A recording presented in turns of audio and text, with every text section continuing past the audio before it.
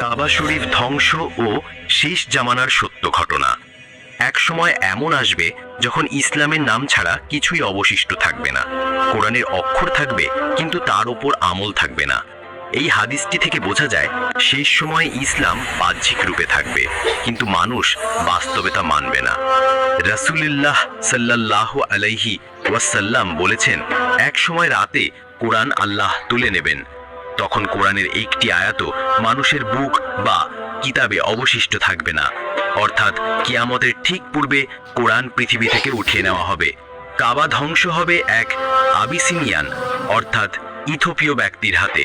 কাবা ধ্বংস করবে এক কালো চামড়ার আবিসিনীয় অর্থাৎ ইথিওপীয় ব্যক্তি, যার নাম হবে জুসুয়া অর্থাৎ পাতলা পায়ের অধিকারী।